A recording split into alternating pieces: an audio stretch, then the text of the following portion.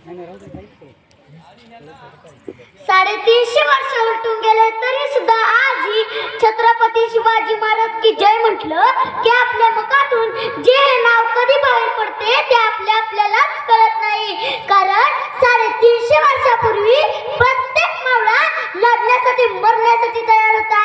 कारण की तिथला राजा रयतेसाठी कष्ट करत होता.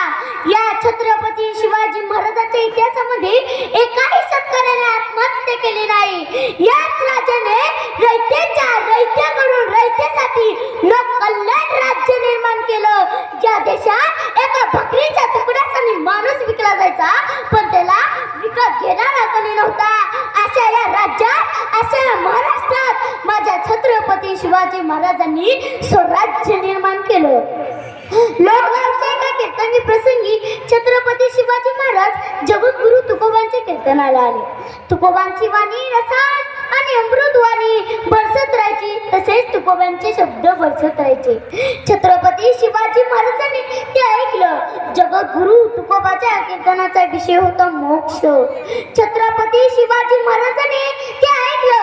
या जन्म मरणाच्या चक्रातून सुटका घ्यायची असेल तर हा राज्याचा प्रपंच कशासाठी, हे युद्ध कशासाठी, ही लढाई कशासाठी, हे सर्व कशासाठी. स्वराज्याच्या संकल्पनापासून आता बाजूला झाले. आता अंतिम ध्येय म्हणजे मोक्ष पाहायचा बस. शिवराय नामस्मरणात तल्लीन होत राहिले. शिवराय पांडुरंगाचे ध्यान करत राहिले. आध्यात्मिक जीवनाकडे राजांनी प्रवेश केला. भक्ती मार्ग पत्कवला. मासाहेबांनी बघितलं राजे कसं. मासाहेबांनी शोध घेतला. हा सगळा परिणाम जगद्गुरु तुकोबाच्या कीर्तनाचा आहे. हा सगळा परिणाम जगद्गुरु तुकोबाच्या न्यासंग्रहाचा आहे. मासाहेब तत्काळ उठल्या. तुकोबारायांची भेट घेतली. ज्या कीर्तनातून तुम्ही माझ्या शोभाला मोक्षाचा संदेश दिला, आता उद्याच्या कीर्तनात माझ्या शोभाला कर्मयोगाचा संदेश सांगा. शोभा त्या कीर्तनाला पुन्हा आले. तुकोबारायांनी विषय घेतला कर्मयोग. आपल्या रसावाने तुकोबाराय कर्मयोग सांगू लागले. आता अर्जुनाच्या भूमिकेत माझे छत्रपती शिवाजी महाराज होते आणि कृष्णाच्या भूमिकेत माझे तुकोबाराय होते. छत्रपती शिवाजी महाराजांना लढण्यामध्ये प्रवृत्त करायचं होतं. तुकोबाराय हा करत कृष्णा गीता सांगू लागले. तुकोबाराय म्हणाले, सूर्याने प्रकाश आणि उष्णता देणे सोडली तर या सृष्टीचं काय होईल. तो त्याचा धर्म आहे. सूर्य आहेस ना प्रकाश दे, सूर्य आहेस ना उष्णता दे. तू तुझेच कर्मधर्म सोडले तर सृष्टीचं काय होईल. शुभाराजे म्हणाले, सृष्टी संपून जाईल. मग मावळ्याने लढायचं सोडलं तर स्वराज्याचं काय होईल.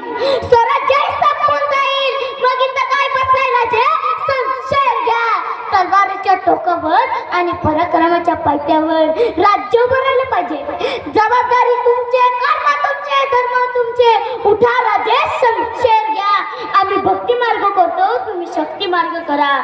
छत्रपती शिवाजी महाराज औरंगजेबाच्या भेटीला जातात. छत्रपती शिवाजी महाराज म्हणतात, तुझ्या तंबूतला सोने का 2 कोसावर दिसतो, पण छत्रपती शिवाजी महाराजांचा झिरो टोपातला तुरा 1000 कोसावर दिसतो. सर्वसामान्यांच्या मनात दर्शक नाही, विश्वास जाणवतो. छत्रपतीला कोणी मारू शकत नाही. छत्रपतीचे कोणी हाल करू शकत नाही. छत्रपती हा एक माणूसच नाही तर विचार आहे, विचार. आणि तो स्वराज्याच्या मातीच्या कणा करून बनला. तो चिरंजीव आहे. जय भवानी, जय शिवराय.